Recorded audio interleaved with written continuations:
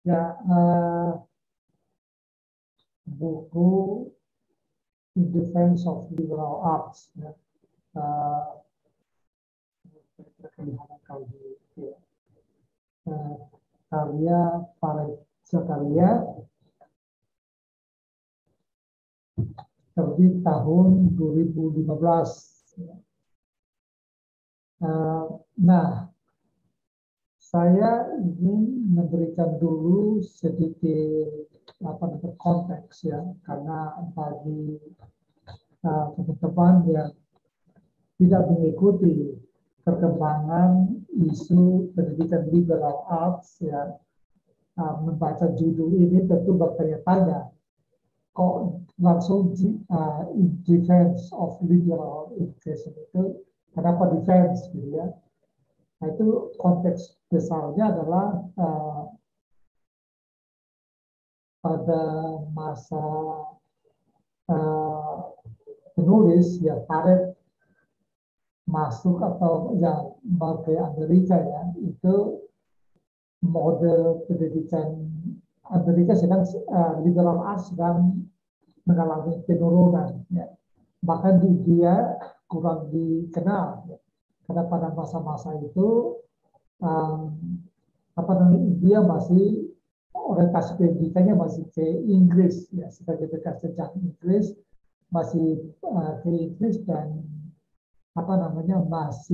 mahasiswa India banyak mendapatkan beasiswa untuk kuliah di Inggris, termasuk bapaknya Farid Zakaria yang bahkan sampai PhD-nya di Inggris ya. Saya kira bapaknya Farid itu juga liberal arts ya, di Cambridge kalau tidak salah, karena dia S1-nya hukum, lalu kemudian dia bisa di pemerintahan atau politik internasional ya, di PhD. Kemudian nanti dia juga bisnis, lalu dia bangun demikian perguruan tinggi. Nah, sementara di Amerika kurang populer, pendidikan di Amerika kurang populer di India di zamannya Farid. Tapi karena Farid itu sekolah di sekolah misi yang kurikulumnya adalah humaniora, sehingga dia katakanlah memahami ya, pendidikan umum. Nah, oleh karena India orientasinya ke Inggris, maka pendidikan umumnya di India itu sangat spesifik. Ya. Sebut diarahkan untuk memiliki keahlian-keahlian, ya, karena Perdana Menteri Nehru ya, Perdana Menteri waktu India merdeka, itu dia langsung dalam pidatonya mengatakan bahwa perubahan atau perkembangan itu hanya bisa kalau ditopang oleh teknologi. Dia banyak merujuk dari Lenin ya, Rusia yang sedang gencar-gencarnya membangun teknologi dalam perlombaan dengan Amerika. Sehingga pendidikan di India itu menjadi sangat spesifik. Kalau orang katakanlah kalau orang kuliah di tempat umum itu kan orang tua resah, pertanyaannya lalu mau kerja di mana nanti kan gitu ya. Nah, tapi kemudian pada satu hari libur, teman Farid libur kuliah kebetulan kuliah di Cornell University, dan dia pulang berlibur lalu cerita ya, bahwa kalau kuliah di Amerika itu bisa kuliah, uh, bisa ambil fisika, ekonomi, seni, puisi, ya, dan bisa nonton film untuk membahas isu tertentu dari isi film itu, dan itu kesannya sangat menyenangkan. Tidak sama dengan kuliah-kuliah yang yang diketahui oleh Farid dan orang India umumnya, kuliah itu begitu serius, ya, begitu spesifik, istilahnya fokus pada keahlian. Jadi misalnya Farid ambil contoh kalau masuk ke Institute of Technology India, ya, itu ijazah raport, itu raport SMA itu mereka cek 3 mata pelajaran, ya, yaitu kimia, fisika, dan matematika. Mereka tidak peduli bahasa Inggris 10 atau apa namanya seni 10 atau filsafat 10, tidak ada urusan. Hanya cukup tiga mata pelajaran itu. Kalau ada yang nggak mencukupi, out ya. Atau misalnya kalau orang mau ambil kedokteran itu juga tiga mata kuliah, fisika, biologi, dan kimia. Mata kuliah lain, mata pelajaran lain jangan diberikan. Jadi benar sangat spesifik sekali sehingga tidak membuka ruang bagi pendidikan umum. Nah, Bapak Farid termasuk orang yang tidak begitu mendukung pendidikan Amerika yang memang secara umum diketahui apa namanya umum, liberal, humanitas ya, yang kuat. Sehingga orientasi bapaknya sangat Inggris, tapi ibunya berkesempatan ketika kakaknya Farid malah bagusnya karena berkat keluarga intelektual, lalu anak-anak diberi kesempatan untuk memilih, kebebasan untuk memilih, sehingga Arsad ya kakaknya Farid ini kuliah di Harvard. Ibunya mengantar dia ke Harvard tahun 83, dan di sana ibunya yang juga seorang jurnalis ya di India begitu terkesan dengan pendidikan Amerika, maka dia katakanlah dia nanti menulis di salah satu koran nasional di Amerika, di India, yang mengatakan bahwa apa namanya pendidikan Amerika luar biasa. Nah sebelumnya itu isu-isu tentang Amerika itu membuat orang India tidak banyak berminat ke Amerika karena dianggap di Amerika itu terlalu bebas, ya seks bebas, lalu anak-anak generasi muda kurang menghargai orang tua, hal-hal yang dalam budaya India itu sangat penting, ya, yaitu menghargai orang tua atau menghargai senior, lalu apa namanya, ya semua penuh aturan. Ya. Nah, tapi ibunya Farid setelah dari Amerika, dia memiliki kesan yang sangat positif. Ya, bahkan dalam tulisan itu seolah-olah mempromosikan ya, Amerika. Dia mengatakan bahwa selama di Amerika dia merasa seperti di India. Anak-anaknya punya gaya apa namanya imajinasi yang kuat, keinginan belajar yang tinggi, dan sangat menghormati orang lain, menghormati orang tua. Tapi yang selain dipengaruhi oleh temannya yang dari Cornell itu, Farid juga membaca sejumlah brosur yang dibawa oleh ibunya. Dan di situ dia makin senang ya karena apa yang diceritakan oleh temannya dari Cornell itu betul-betul bisa terlihat di dalam brosur-brosur yang dibawa ibunya itu. Ya. Di mana satu orang menjadi satu katakanlah pria Fogli, lalu di situ dia bisa memilih mata kuliah yang tidak mungkin di India ya, seperti katakanlah fisika, ekonomi, psikologi, filsafat, bisa drama ya, dan puisi ya. Bagi dia itu hal-hal yang menyenangkan. Jadi akhirnya itulah yang membuat dia berpikir untuk ke Amerika lantaran menyukai atau menyenangi iklim belajarnya atau model kurikulumnya yang bebas itu. Jadi bukan karena tidak berpikir untuk kita dapat kerja apa ya. Sebagaimana orang India umumnya pada waktu itu yang lebih fokus untuk mencari tempat kuliah yang kira-kira memberikan pekerjaan. Nah, saya sengaja memulai dengan mengutip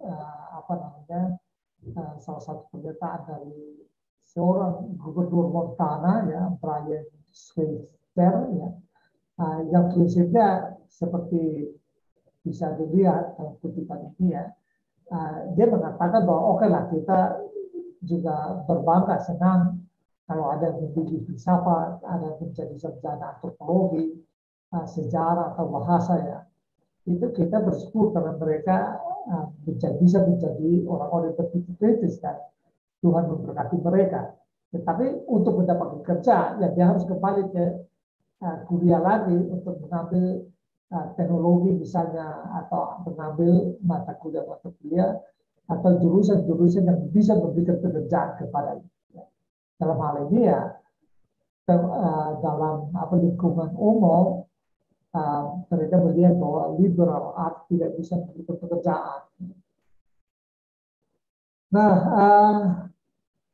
sedikit lagi memberikan konteks itu ya. Jadi apa namanya? Sebenarnya yang tadinya itu Amerika menjadi acuan pendidikan liberal arts. Liberal arts sudah melalui jalan yang panjang yang nanti kita akan lihat di bab kedua dari buku yang ditulis oleh Parek ini. Apa namanya, sudah dari era skolastik Renaissance lalu masuk ke Eropa, ya, Cambridge dan Oxford itu, Bologna sebenarnya di Italia itu yang pertama, tetapi yang lebih pertama ya di Maroko misalnya atau Al-Azhar di Mesir. Tapi ketika masuk ke Inggris itu yang tadinya di zaman skolastik itu sekolah-sekolah biara, ya, lalu di Eropa setelah Renaissance itu menjadi sekolah-sekolah berasrama. Ya. Nah, gunanya berasrama itu adalah karena kurikulumnya umum, di asrama itu juga sekaligus tempat katakan pelatihan kepemimpinan, lalu mereka bisa diskusi lebih intens ya, berkaitan dengan proyek-proyek tertentu atau isu-isu tertentu yang diperoleh di kampus. Nah, tapi nanti revolusi industri itu membuat orientasi pendidikan di Inggris berubah. Ya.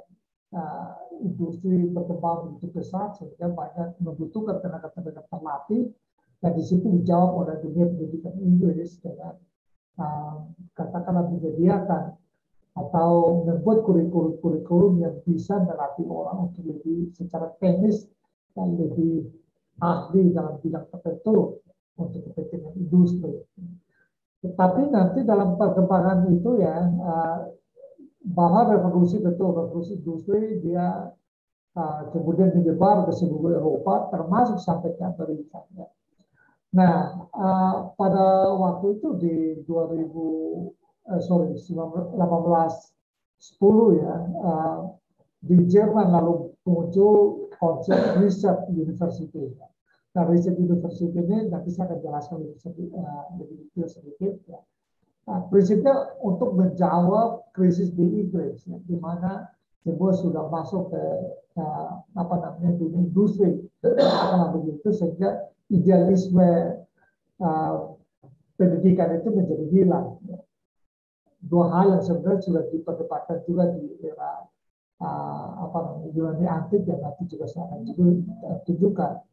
Nah, lalu nanti masuk ke Amerika menjadi unggul karena nanti dia mengintegrasikan model Inggris yang berasrama itu dengan research university dari Jerman. Nah, di sini saya akan coba jelaskan mengapa Amerika menjadi unggul. Unggulnya pendidikannya itu karena dia sekali lagi integrasikan model asrama dan research university, sehingga apa namanya dia bisa menjawab kebutuhan lapangan kerja, tetapi juga riset untuk sains berkembang, ya. Mencari apa katakan berpertanggung idealisme itu tetap jalan. Lalu karena dia punya keluasan, ya, lalu menciptakan orang-orang dengan wawasan yang lebih luas, maka dia juga ideal dan banyak diminati.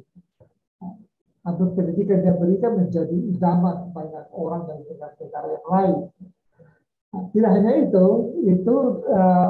dia juga menjadi apa namanya inovatif dan produktif karena berbasis riset. Ya. Jadi apa namanya dianggap pendidikan Amerika dianggap inovatif dan produktif. Dan yang berikut melalui integrasi dua model yaitu asrama dan research university itu lalu katakanlah hegemoni Amerika terbentuk. Ya. Amerika katakanlah menjadi besar justru karena model pendidikan macam itu. Misalnya Columbia dan Harvard University berperan dalam riset dan pengembangan industri film Amerika, yaitu Hollywood. Ya. Itu lewat hasil riset yang luar biasa sehingga membuat Hollywood menjadi film-film Hollywood ya, atau produk Hollywood ya menjadi apa namanya idaman masyarakat dunia. Atau MIT dan Stanford misalnya memimpin dalam hal membangun kompleks atau katakanlah industri militer Amerika, ya, itu oleh Hollywood, oleh MIT dan Stanford. Ya. Atau misalnya Berkeley dan Stanford ya berperan sentral di dalam pengembangan Silicon Valley. Ya. Nah, jadi itu hasil kombinasi dari model riset dan sekolah berasrama. Dari sini kita bisa dapat gambaran bahwa kampus-kampusnya menjadi kecil, college-college-nya kecil karena berasrama. Mahasiswanya tidak banyak. Jadi semua maksimal diberi perhatian dan dilatih dengan banyak ilmu dan kemampuan kepemimpinan. Nah, itu berbeda dengan nanti kelas vokasi. Ya. Nah, tapi seperti sudah disinggung sedikit di depan, dampak revolusi industri yang merambah sampai Amerika itu lalu memberikan semangat baru serta memaksakan orientasi pendidikan. Ya.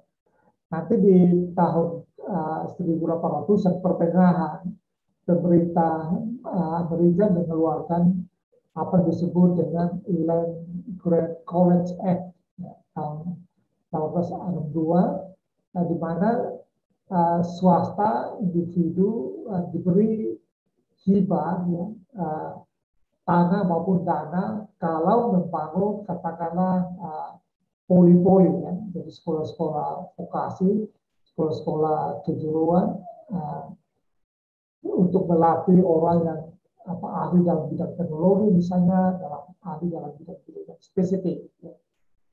Nah itu yang membuat banyak tumbuh pendidikan di Amerika yang orientasinya langsung vokasi atau kejuruan, dan juga secara perlahan minat terhadap liberal arts, pendidikan liberal arts menurun, ya. Termasuk dukungan, ya. Dukungan dari pemerintah juga makin menurun karena prioritas dana lebih ke sekolah-sekolah keahlian. Saya kira itu sedikit konteks supaya kita bisa paham mengapa mempertahankan judulnya, mempertahankan pendidikan liberal di Amerika.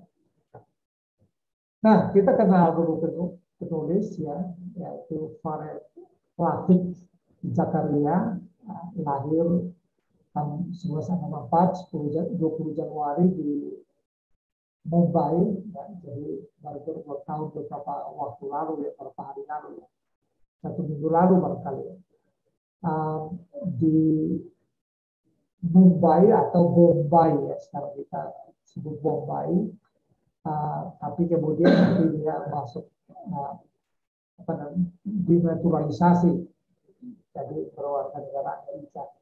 Dia berpendidikan liberal arts ya dari Yale College, kemudian menyelesaikan PhD di Harvard.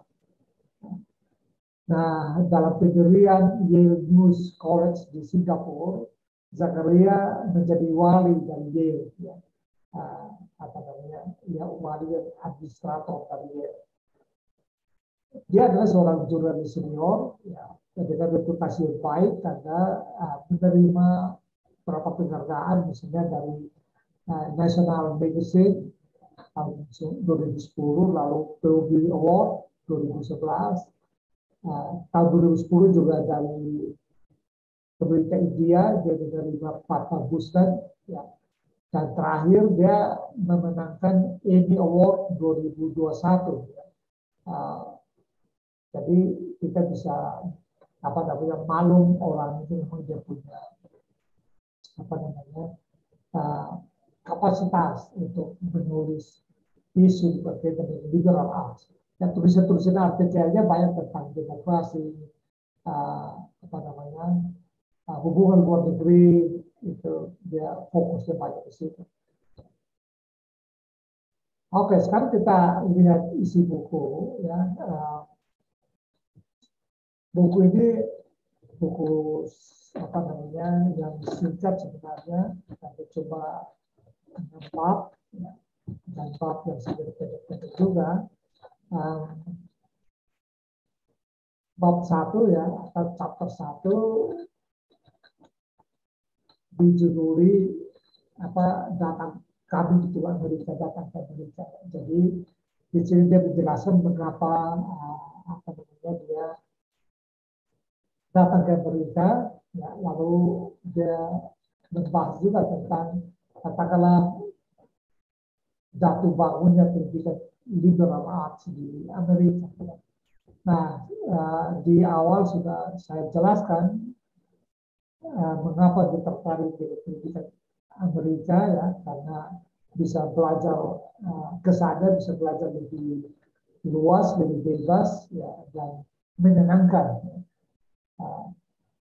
Meskipun dia orang sains barangkali, ya, karena dia setelah sekolah dasar itu mereka dipilih ada 3 saja jurusan, jadi pilih misalnya di sains, lalu perdagangan atau humaniora. Nah, biasanya yang cerdas itu masuk sains. Lalu anak-anak orang kaya masuk ke perdagangan. Lalu ini gambar stigma, ya, tentu saja, ya, tapi mungkin umum terjadi seperti itu. Para perempuan biasanya ke humaniora. Nah, dia pilih sains, ya, jadi tentu dia lihat model Yale liberal arts begitu, dia merasa sesuai dengan bakatnya, yang tidak mau terlalu kaku atau terikat. Nah, lalu Yale jadi pilihan itu juga diceritakan di situ. Terutama dia senang dari Yale itu ada satu yang disebut dengan mata kuliah terarah, ya. Jadi satu tahun itu ada semacam mata kuliah terarah yang sebenarnya isinya belajar tentang sastra dan filsafat mulai dari Yunani antik sampai dengan era modern. Dan di situ akhirnya mereka mendapatkan peta besar, ya, tentang sains dan pengetahuan, lalu dan sastra, ya, lalu dari situ mereka bisa memiliki gambaran atau memiliki perspektif, ya, berkaitan dengan pengetahuan. Nah, tetapi juga dia menggambarkan bahwa di masa-masa itu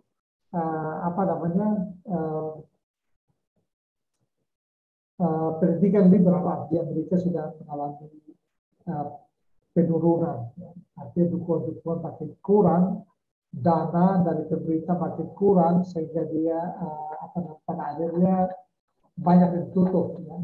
Jurusan-jurusan atau mata kuliah filsafat dihilangkan, bahasa juga dihilangkan, ya. Nah, karena kadang-kadang ada juga pemerintah dari politisi yang mempertanyakan apakah mungkin di dunia yang sudah serba terspesialisasi seperti ini, orang membutuhkan katakanlah sarjana bahasa Inggris misalnya untuk apa itu, kan? Atau filsafat misalnya itu untuk apa? Nah, jadi itu membuat dukungan dari segi finansial terhadap pendidikan liberal semakin menurun. Tetapi juga tidak sedikit yang bangkit, ya, untuk mempertahankan liberal arts, memperjuangkan liberal arts untuk kembali. Ya. Sejumlah universitas yang tidak bergeser dari visinya dengan liberal arts, misalnya adalah Williams College, ya. Saya kira Harvard juga ada college, ya. Karena sejak tahun 1828 kalau tidak salah, ya, sudah ada nanti 2007 itu baru Harvard menegaskan kembali liberal arts, ya. Tetapi dia punya college, dan college itu dipisahkan dari universitas. College itu adalah liberal arts, artinya tetap mengakomodir itu tapi dengan jumlah yang kecil.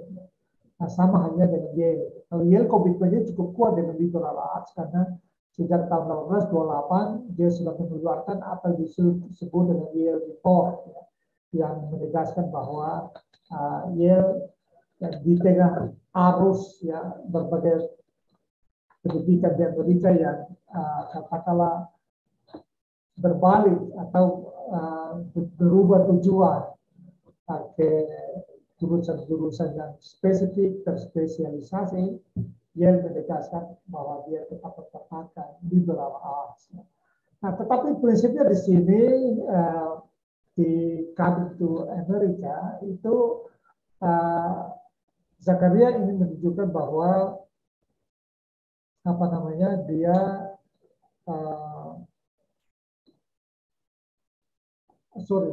bahwa pendidikan liberal arts di Amerika tetap menjadi idaman, ya, masih banyak disukai, ya, dan dia juga menunjukkan sejumlah apa namanya hasil penelitian yang menggambarkan bahwa pendidikan liberal arts masih dibutuhkan. Kalau data saya bacakan data yang ditunjukkan yang berkaitan dengan kurangnya dukungan terhadap liberal arts, misalnya apa namanya yang diambil dari mana ya, tahun antara tahun 71 sampai ke tahun 2012 misalnya 7,6% dari semua gelar sarjana itu dalam bidang liberal arts, ya. Nah, tapi pada tahun 2012 jumlah itu sudah turun tinggal 3% yang liberal arts, ya. Sementara persentase di jurusan bisnis itu meningkat dari 13% menjadi 17%. Ya. Jadi dia menunjukkan bahwa data tambahan sarjana yang memilih liberal arts makin menurun, ya, sampai dengan tinggal 3% dalam waktu beberapa puluh tahun, ya. Sementara pada saat yang bersamaan untuk bidang bisnis itu berkembang, ya, atau meningkat tajam. Nah,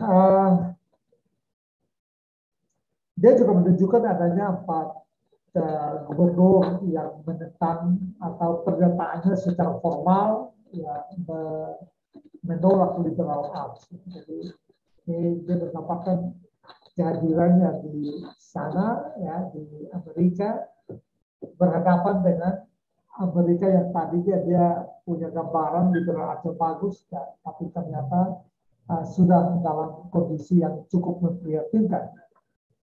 Namun dia punya optimisme, ya, karena bagi dia apa namanya menjawab kebutuhan masa depan, ya.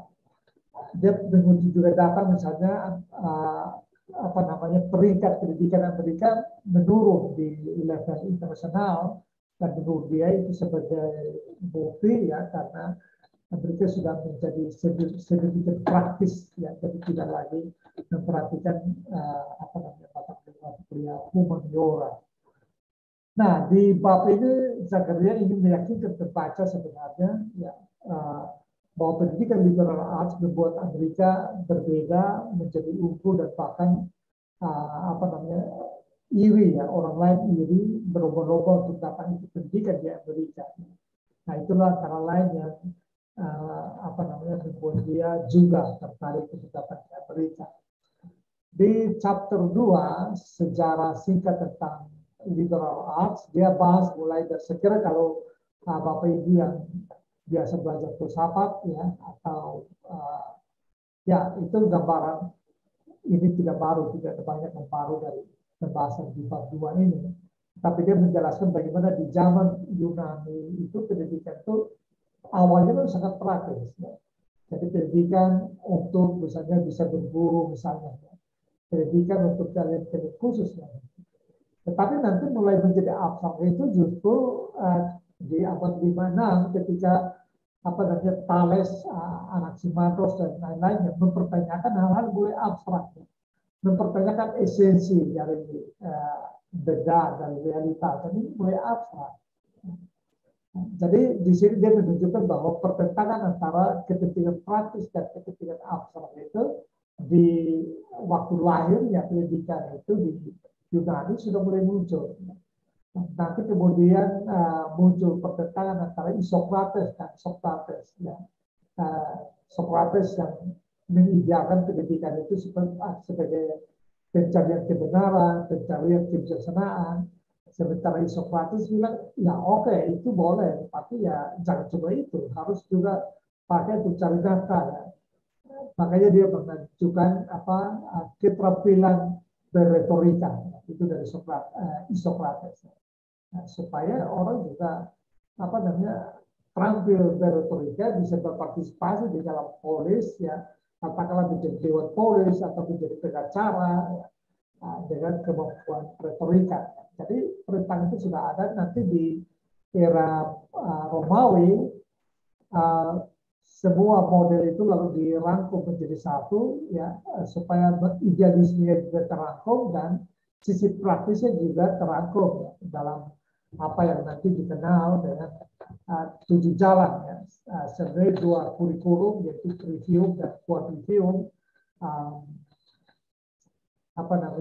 yang merupakan upaya untuk merangkum perbedaan antara yang praktis dan yang ideal. Nah, lalu dari situ, ya, dari Romawi dia berkembang pesat. Tadi saya sudah yang 7 jalan itu, ya, itu yang trivium itu yang tata bahasa, logika, dan retorika. Kalau yang quadrivium itu aritmetika, geometri, seni atau musik dan astronomi. Musik atau begini, tata bahasa itu adalah bagaimana supaya bisa membahasakan realitas, bisa merumuskan, ya, realitas atau pengamatan. Logika membantu untuk menstrukturkannya, mensistematisasinya. Sementara retorika membantu untuk mengkomunikasikan realitas atau mengkomunikasikan pengetahuan. Nah, aritmetik itu adalah simbol, ya, jadi ilmu tentang simbol di dalam ruang, ya. Itu aritmetika. Nah, kalau geometri itu ilmu tentang simbol di dalam waktu. Nah, musik itu ilmu tentang waktu, ya, tentang ketepatan waktu, ritme, tempo, ya, atau simbol-simbol yang berkaitan dengan waktu. Dan astronomi itu ilmu tentang semua bentuk realitas di dalam ruang waktu, ya, jadi merangkum semuanya. Nah, itu dasarnya di situ, ya. Jadi kebutuhan praktisnya adalah retorika. Retorika itu menjadi mengakomodir kebutuhan praktis dari pendidikan.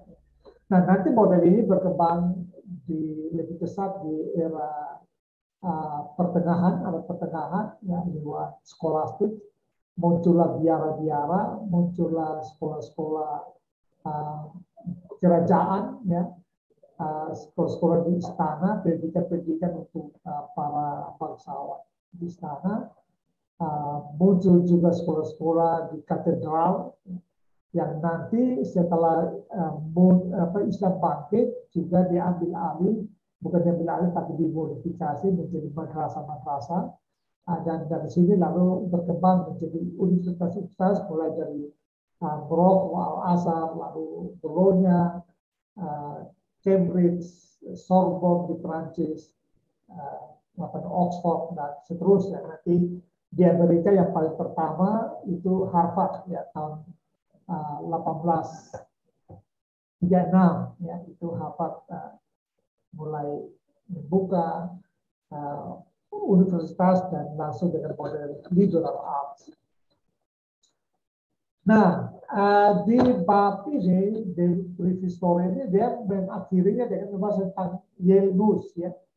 Yale News, di mana menurut dia ini hasil dari karena menurunnya pendidikan liberal di Amerika, kurangnya dukungan, lalu Yale mengembangkan, ya, kerjasama dengan NUS di Singapura, membuat Yale News College, ya, secara patungan mereka mendirikan Yale News College yang sepenuhnya dalam liberal arts.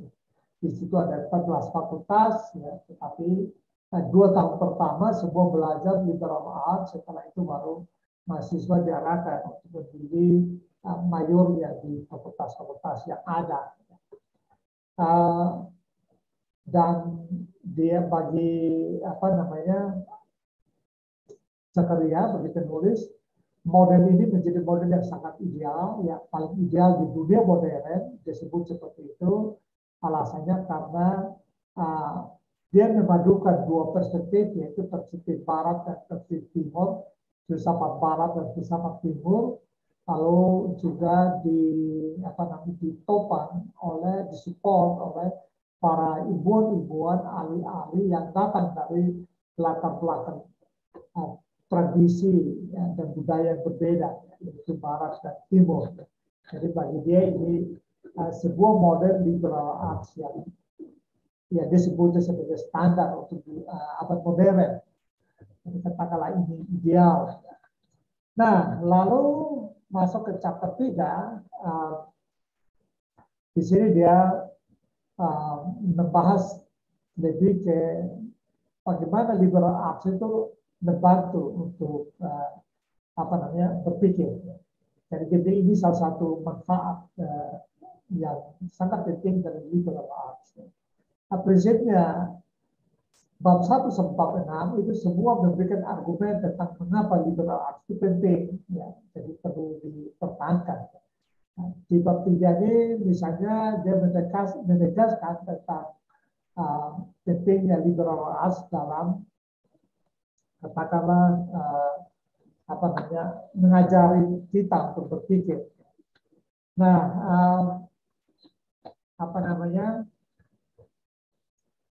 dia mulai dengan misalnya menulis, ya, karena dia liberal mengajar kita menulis, maka menulis itu sendiri akan membuat kita berpikir. Ya. Orang kalau menulis itu dia akan dipaksa untuk berpikir.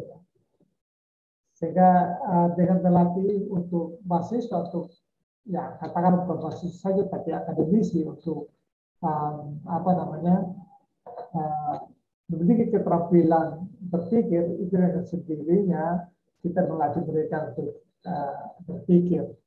Lalu melatih berpikir. Dan melatih berpikir ini tidak hanya dengan menulis, tapi juga nanti dengan berbicara, presentasi. Karena dalam menulis ini orang harus mensistematisasi pengamatannya, menguasai metodologi, ya, menulis runtuh, ya, mengatur logikanya, ya, itu sudah berpikir juga. Tetapi begitu kita masuk dalam, setelah dia harus menyampaikan apa yang ditulisnya, yaitu dia presentasikan, maka memacu berpikirnya lebih keras. Ya. Jadi dengan demikian maka secara spesifik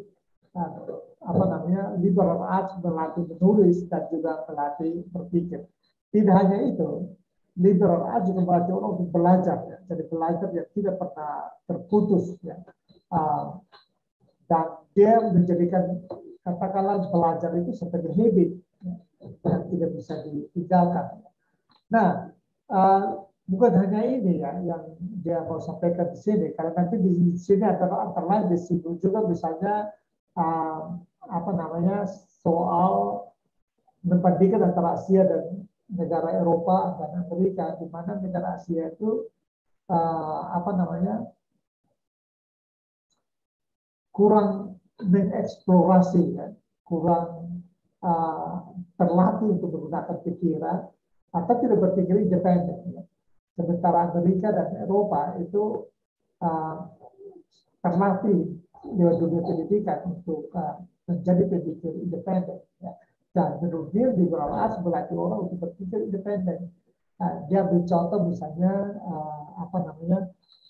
prestasi-prestasi sekarang untuk siswa-siswa itu Asia itu kuat, matematika, fisika itu kuat, tetapi tidak ada bukti mereka kemudian nanti menjadi inovator-inovator yang penemu-penemu, itu tidak terbukti. Dan beda dengan siswa-siswa Amerika dan Eropa umumnya, itu mereka tidak punya prestasi yang hebat di masa-masa sekolah, ya, di bidang sains misalnya, tetapi toh banyak temuan-temuan, inovasi-inovasi justru muncul di sana. Ya. Ada hal lain juga yang menarik dan dibahas di chapter 3 ini, yaitu misalnya dia menunjukkan bagaimana manfaat liberal arts itu dalam bidang yang lain. Ya. Dan contoh misalnya sebuah percobaan yang dilakukan di Yale Medical School ya oleh Dr. Irwin Brafman ya. Itu ketika itu Dr. Brafman tahun 98 mengajar mahasiswa kedokteran ya. Nah, di situ ditemukan bahwa para mahasiswa kedokteran ini tidak punya atau lemah dalam hal melakukan diagnosis dan observasi. Dan itu bahaya kan? Calon dokter kalau dia lemah dalam bidang kedokteran, bidang diagnosis dan observasi, ini bisa berbahaya. Ya. Penyakit lain di diagnosis lain atau di observasi lain, akhirnya terapinya, treatmentnya jadi lain dan itu sangat berbahaya. Nah, bagaimana mencari solusi terhadap itu? Lalu dia bekerja sama dengan Linda Friedlander, seorang kurator di Yale Center for British Arts ya, jadi di seni ya. Lalu mereka merancang sebuah tutorial visual untuk ratusan mahasiswa. Ya. Nah, mereka meminta mahasiswa, jadi membawa mahasiswa ke galeri seni itu, lalu mereka meminta mahasiswa untuk meneliti lukisan yang ada, memaksa mahasiswa untuk membongkar banyak lapisan detail, ya, dan makna dalam karya-karya seni yang ada.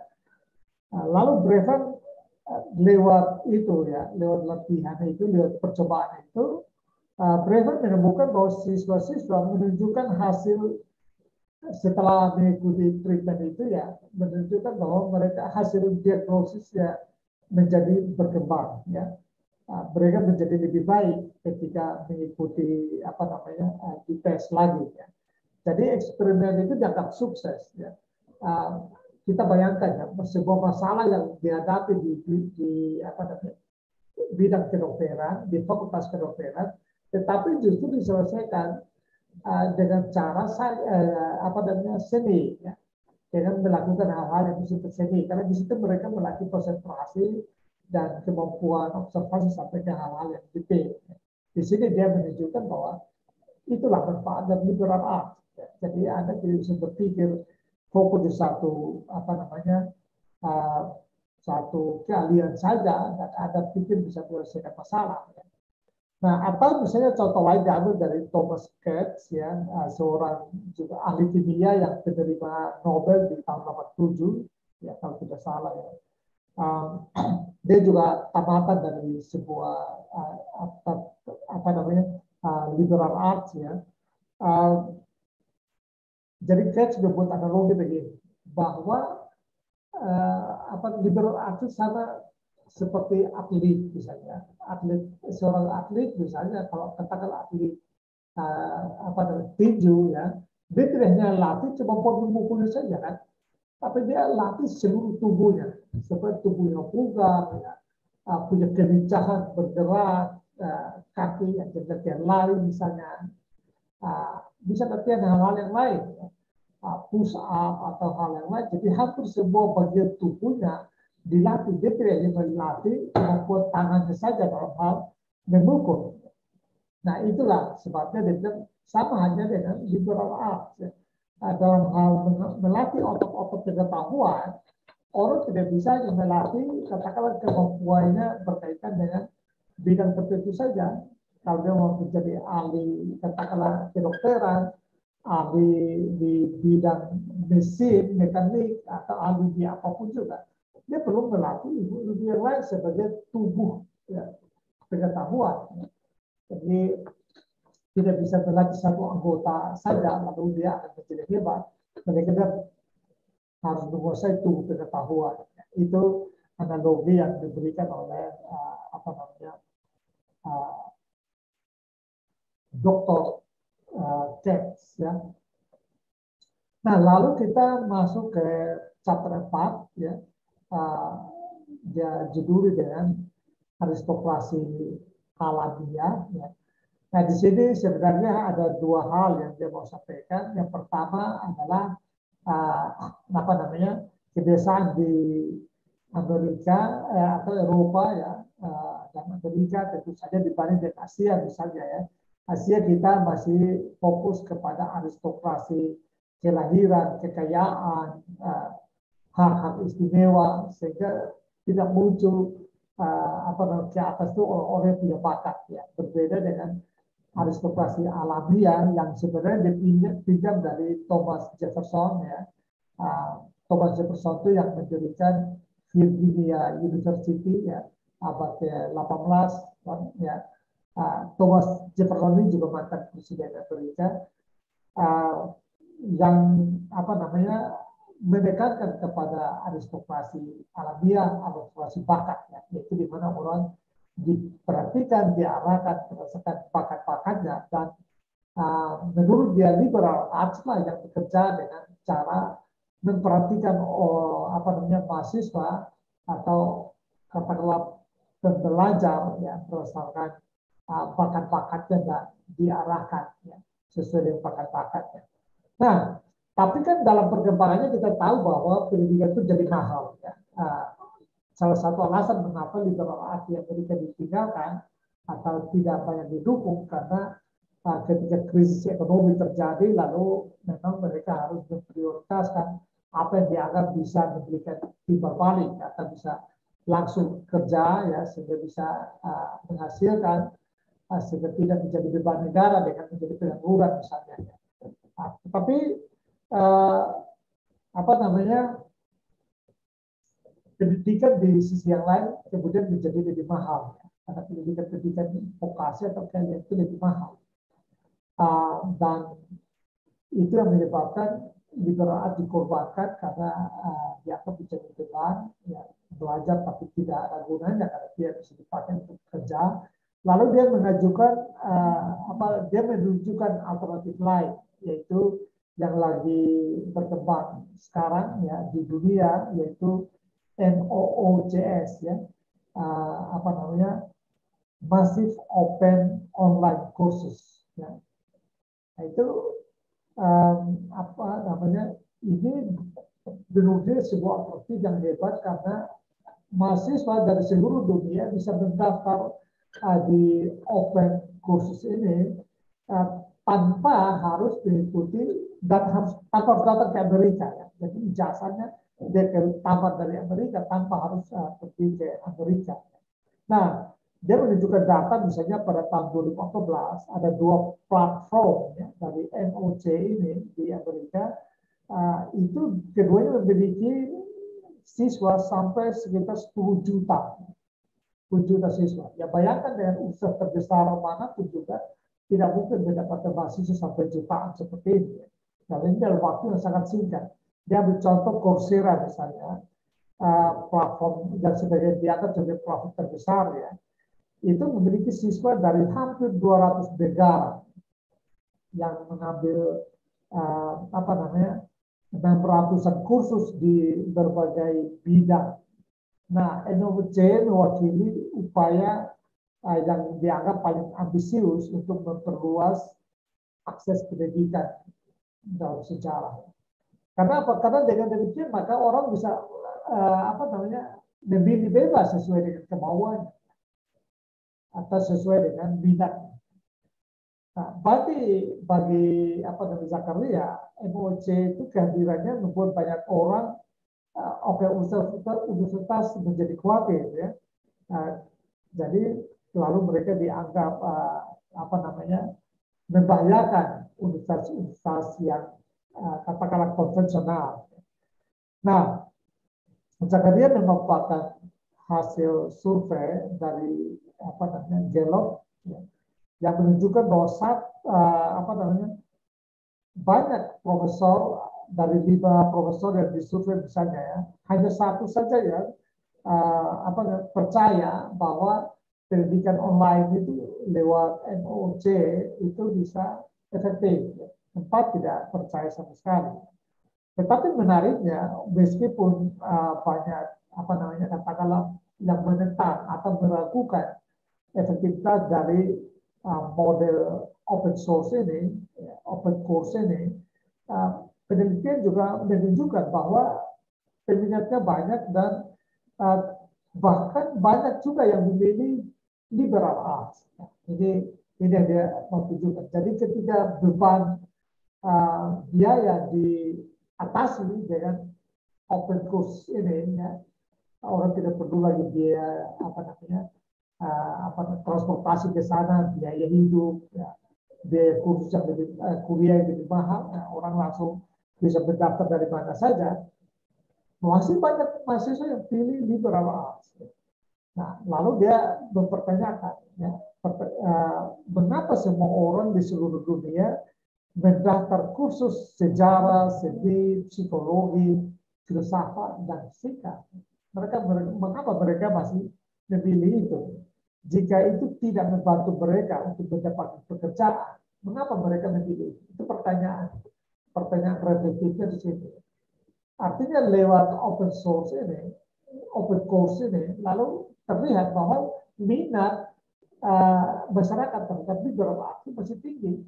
Nah, kalau minatnya masih tinggi, kenapa kita mengatakan bahwa pekerjaan tidak membutuhkan mereka? Kalau pekerjaan kalau tidak ada gunanya, kenapa ada yang memilih? Begitu banyak yang memilih lewat jalur open course ini, memilih liberal arts. Nah, karena itu dia ketika dia pernah Zakaria menceritakan dia pernah satu panggung diskusi, satu forum diskusi, misalnya dengan Profesor Andrew Ng, ya, yang merupakan pendiri dari Coursera. Dan di situ dia mendapatkan penjelasan dari Prof. Ng, ya, bahwa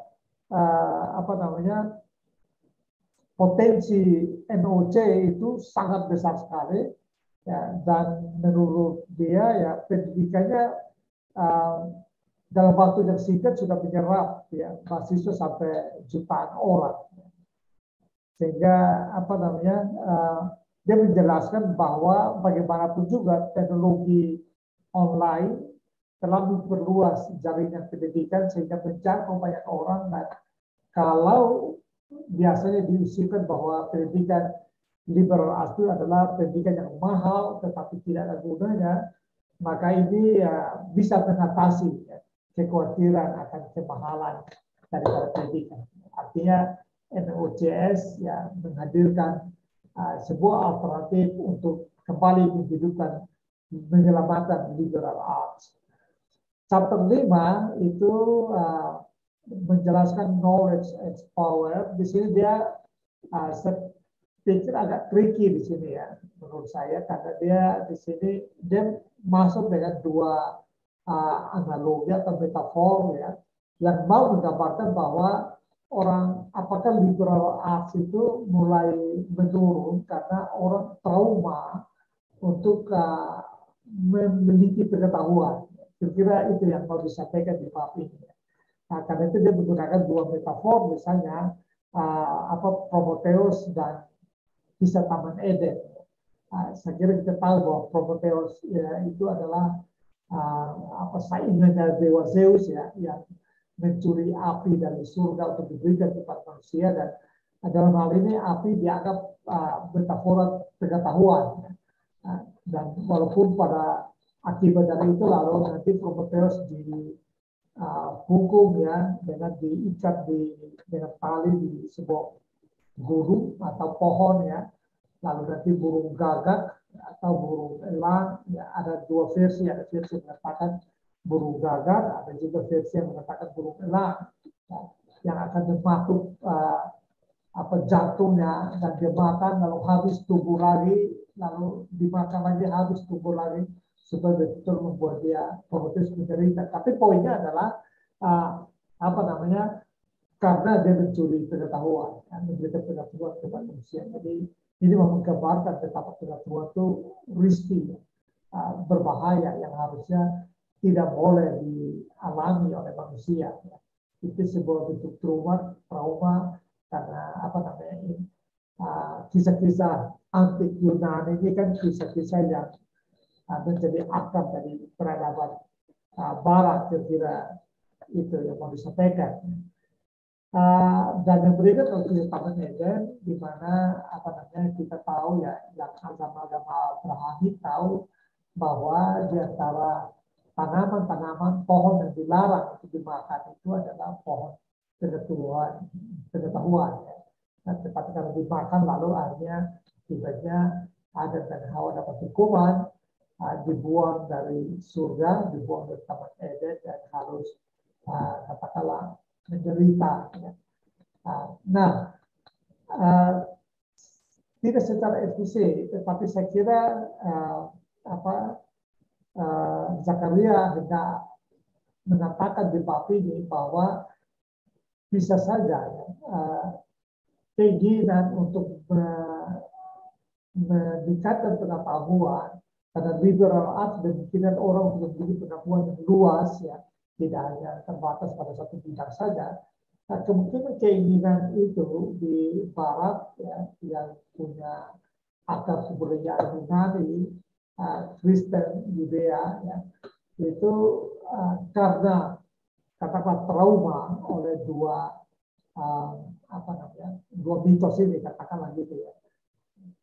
Jadi dengan demikian maka dia mau menunjukkan bahwa toh di tengah jalan nanti akan terlihat bahwa internet telah menghadirkan banyak manfaat ya. Meskipun nanti dia perkuat argumennya tadi ya, risiko atau dilematika dari pengetahuan di kisah Prometheus maupun Taman Eden itu dengan perang dunia kedua yang terjadi di era modern di mana pengetahuan skala pertama dan pengetahuan ikut berkontribusi ya, menciptakan senjata-senjata nuklir, bom atom dan macam-macam. Dan kita lihat juga pengetahuan pada saat ini banyak yang menciptakan hal-hal yang juga berkaitan dengan kehidupan. Jadi itu saya kira yang memperkuat trauma dalam tanda kutip untuk mendalami pengetahuan. Itu yang tidak eksplisit, tapi saya kira itu yang nampaknya akan mau dikatakan oleh Zakaria di bab ini. Tetapi diakhiri dengan menunjukkan bahwa di luar dari itu liberal arts ya terutama telah menghadirkan banyak manfaat, ya. Menghadirkan katakanlah hukum keadilan, ya, menghadirkan banyak-banyak temuan-temuan yang lebih banyak bermanfaat kepada manusia ya, ketimbang hal-hal yang menakutkan atau merugikan.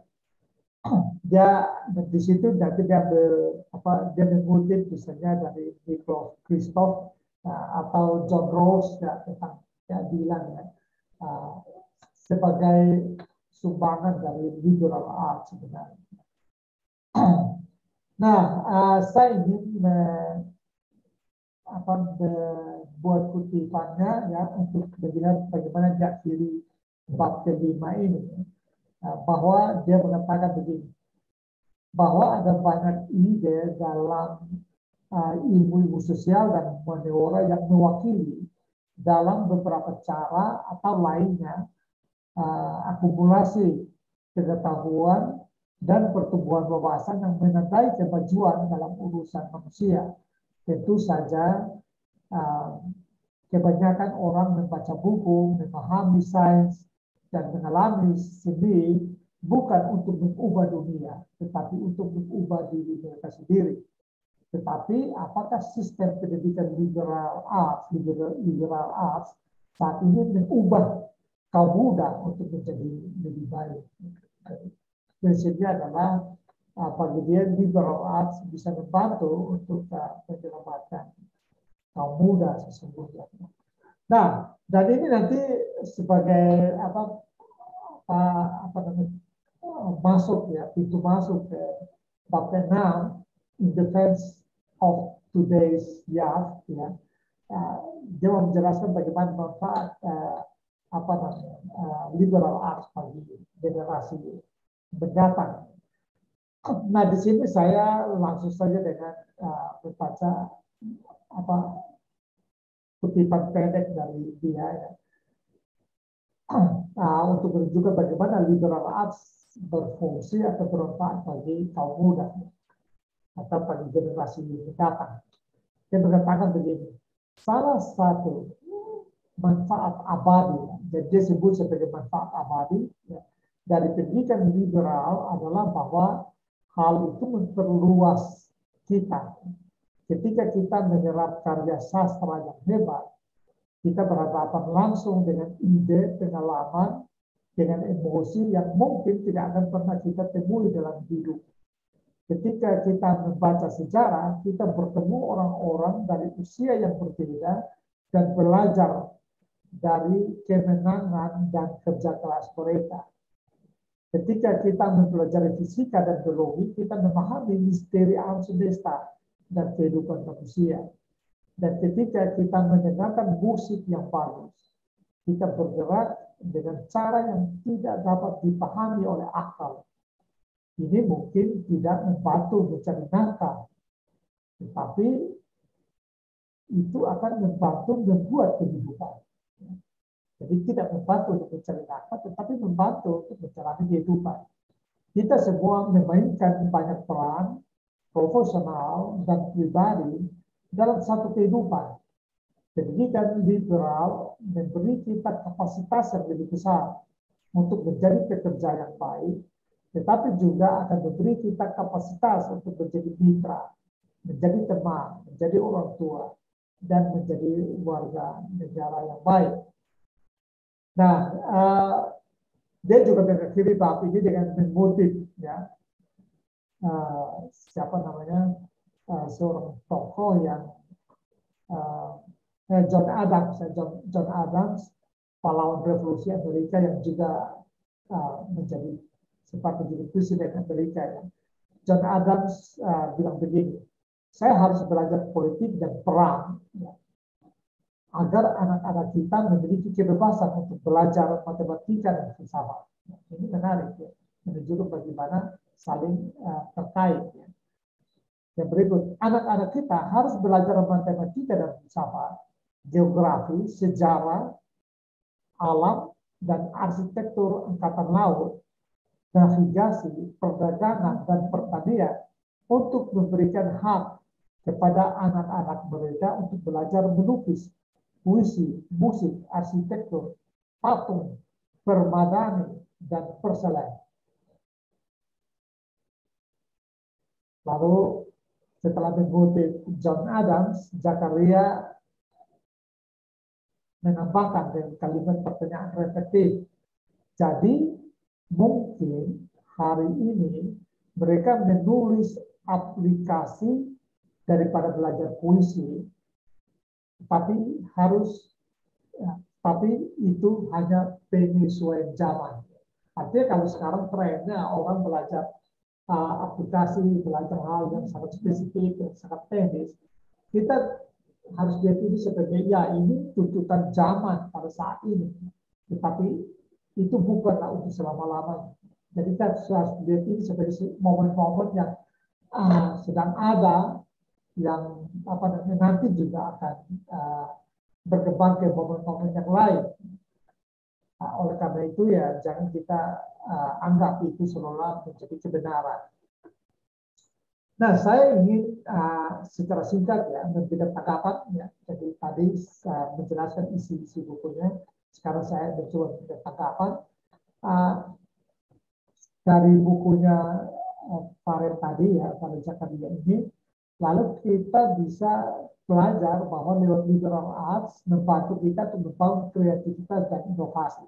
Dan kita tahu negara-negara Asia banyak yang rating desainnya bagus, ya.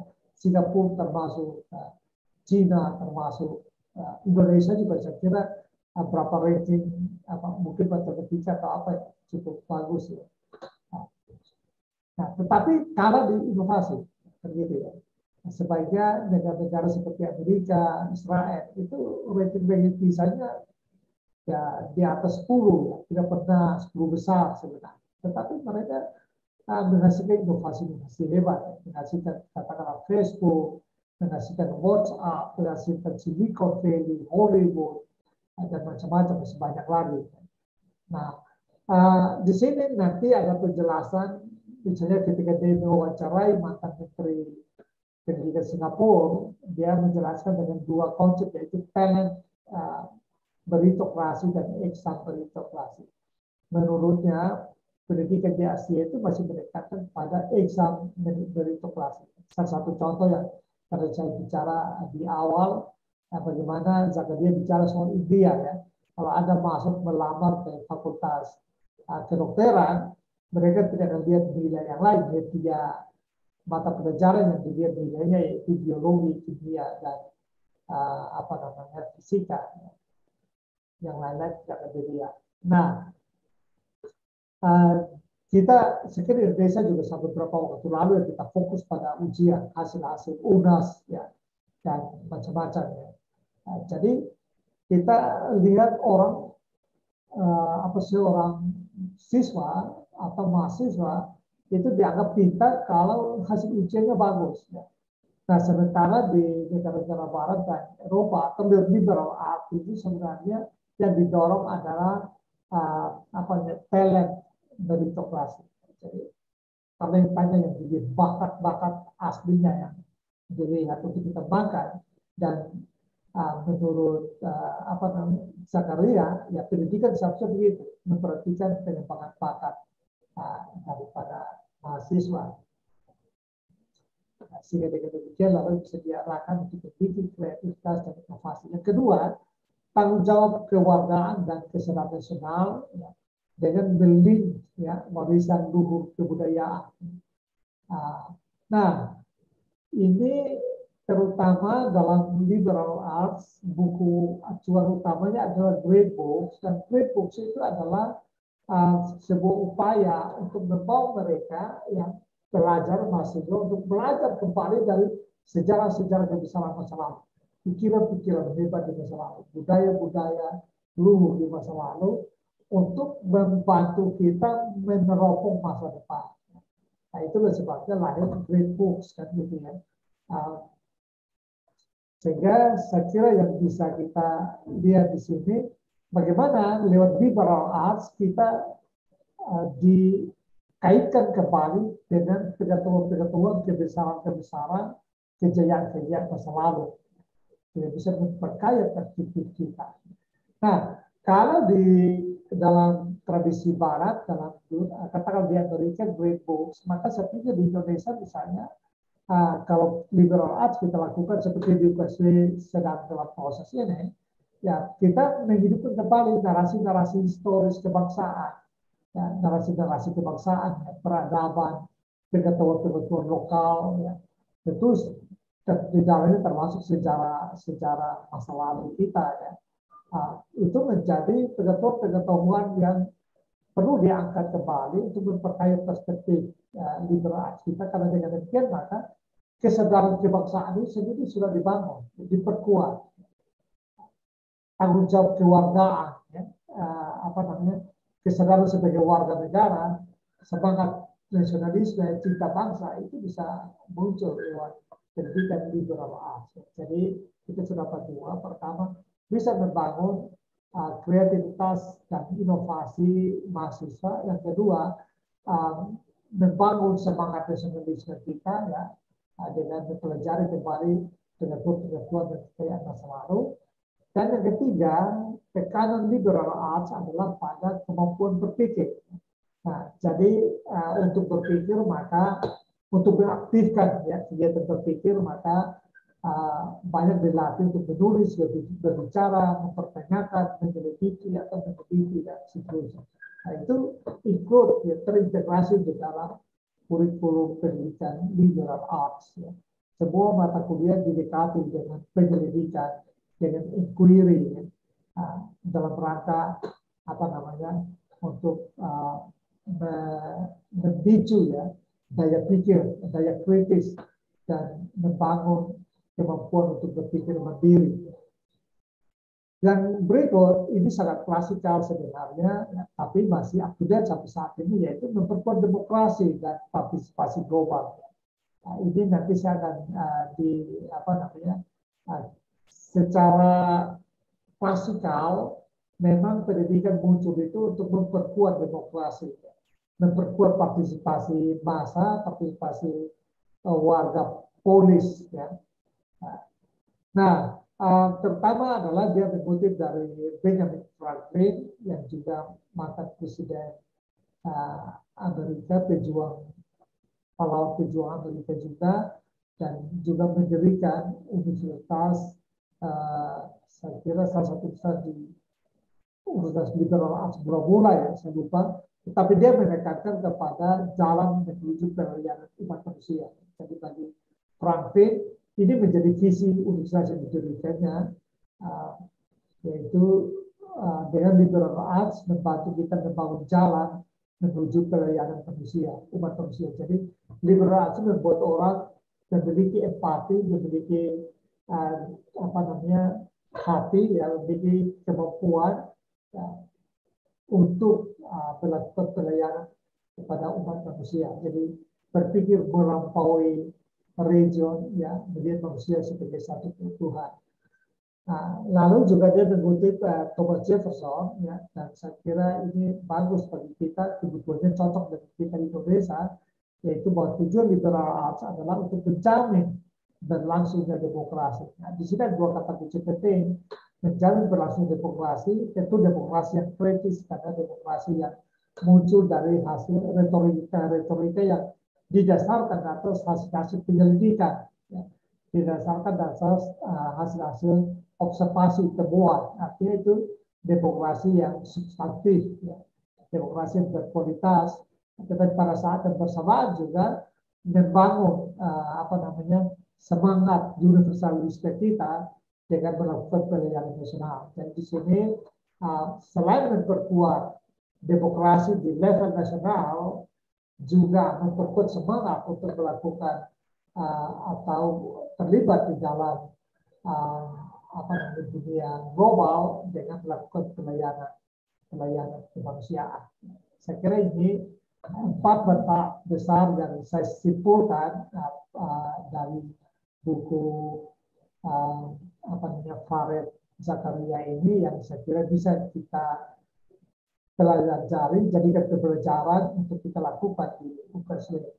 Nah, terakhir saya berikan tanggapan singkat. Karya ini merangkum banyak referensi berkaitan dengan historisitas pendidikan liberal arts, mulai dari Yunani hingga dewasa ini, terutama di Amerika, ya. Dan nanti perkembangannya termasuk sampai ke Yale News, ya. Namun saya beranggapan judul, jadi tanggapan saya, ya, In Defense of Liberal Education, itu lebih menggambarkan semacam kegalauan intelektual penulis, ya. Melihat kecenderungan menurunnya dukungan terhadap pendidikan liberal arts di Eropa dan Amerika. Secara umum, kebijakan keuangan negara lebih berpihak kepada pendidikan vokasi, kejuruan, karena dianggap dapat memberikan hasil nyata dan terukur. Tetapi situasi sesungguhnya menurut saya tidak sesuram itu. Nah, sejumlah publikasi dan riset yang saya temukan, saya kira kita bisa temukan lewat Google juga, ya, menunjukkan bahwa kecenderungan model pendidikan liberal art kembali menjadi pilihan di awal abad 21 ini. Di Amerika sendiri, sejak saya sudah sebutkan tadi, ya, 1828, Yale telah menghasilkan Yale Report yang menegaskan kembali mempertahankan model liberal arts di tengah gencarnya berbagai perguruan tinggi berputar orientasi. Ya. Tahun 2007, Harvard meloloskan kurikulum barunya yang kembali kepada model liberal arts dengan mendirikan Faculty of Arts and Science, FAAS, ya. Jadi bukan cuma di Amerika, di Eropa juga, ya. Di Eropa, Free University dan Amsterdam University mendirikan Amsterdam University College yang menerapkan liberal arts pada tahun 2009. Nah, 2013, sejumlah perguruan tinggi berbasis liberal arts di Eropa mendirikan apa disebut dengan European Liberal Arts Network, atau ELAN, yang anggotanya antara lain Bristol, Trinity College, Universidade de Coimbra, ya, lalu Direct University, Catholic University Leuven, dan lainnya. Nah, ELAN juga membuka anggota bagi perguruan tinggi di Australia dan Asia, dan saya kira menunjukkan bahwa Eropa yang tadinya dikira sudah mati liberal arts, ya, Jika tinggal Amerika, ternyata dia bangkit lagi ya. Jadi bukan cuma di Amerika, di Eropa juga. Nah, di Asia tentu saja yang paling terkenal adalah Yale News College ya, yang disebut sebagai yang terbaik. Tetapi sebenarnya sudah sebelumnya sudah banyak yang berdiri ya, misalnya University UB College, lalu UNS Hong Kong, Ashoka University di India, Bennett juga di India, di Korea Selatan ada Seoul National University, Yonsei University, Korea University, Kyunhei University. Di Jepang ada Yamanashi Gakuin International College of Liberal Arts, lalu Temple University Japan, Hokkaido University, dan masih banyak lagi. Di Cina banyak, masih banyak juga ya. Jadi di sini saya mau katakan bahwa apa namanya, yang tidak sesuram sebenarnya yang dikhawatirkan oleh apa namanya Barat, tetapi saya kira yang diberikan argumen-argumen yang diberikannya sangat kuat dan membantu kita untuk memahami sejarahnya dan bagaimana jatuh bangunnya liberal arts di Amerika, dan katakanlah berapa jalan kedua lah ya, harapan-harapan yang diberikannya seperti menurut dia ya jatuh di Amerika, tapi kemudian dia meluber ke Asia, liberal arts meluber ke Asia, sehingga Asia menjadi mata air baru penyebaran liberal arts, dan menurutnya ini juga menunjukkan awal kebangkitannya Asia dalam apa namanya kepemimpinan internasional, kepemimpinan di level global. Dan yang berikut adalah tentang pendidikan online ya, yang menurut dia memberikan ruang yang besar, membuka ruang kemungkinan yang lebih besar bagi liberal arts untuk dipilih dengan biaya yang lebih sederhana. Nah, saya kira Indonesia memang tidak disebut Zakaria karena Indonesia, kalau kita lihat datanya, sejak awal 2000 sudah Asia sudah menggema dengan liberal arts, ya Korea, Cina, Jepang, Hong Kong, India sangat besar saat ini saya kira ya. Tapi Indonesia kok kelihatannya tidak ada gerakan-gerakan ke arah situ ya. Dan saya kira bisa dipahami, tetapi saya ingin menutup ini dengan mengatakan bahwa kita di UPSI telah memulainya lewat dua cara. Yang pertama mata kuliah dasar umum. Ya. Mata kuliah dasar umum di mana 20 SPS itu, 20 SPS kampus ya, 8-nya kan punya negara. Ya. Jadi 20 SPS itu sudah liberal arts sesungguhnya. Saya kira beberapa universitas, kalau tidak salah Pelita Harapan, dia menerapkan MBU, tetapi mengklaim bahwa dia telah menerapkan liberal arts. Memang itu sudah liberal arts. Semua mahasiswa mengambil mata kuliah, katakanlah biologi, kimia, fisika, sosiologi, seni, antropologi, dan semua itu menjadi dasar. Tapi itu belum, itu baru satu cara. Yang kedua adalah kita sedang dalam proses untuk pengusulan pembukaan program studi humanitas ya, atau liberal arts ya. Bahasa nomenklaturnya di DIP itu adalah prodi humanitas. Kita sedang mengusulkan, sudah lolos dari dapat rekomendasi NLB ya, dan NLDP maksudnya, dan sekarang kita sedang menunggu Februari ini kita upload ya ke DIP. Doakan supaya sukses. Saya kira demikian yang bisa saya sampaikan. Bagi Anda yang ingin bertanya, silakan di di deskripsi atau di YouTube. Sekian dan terima kasih.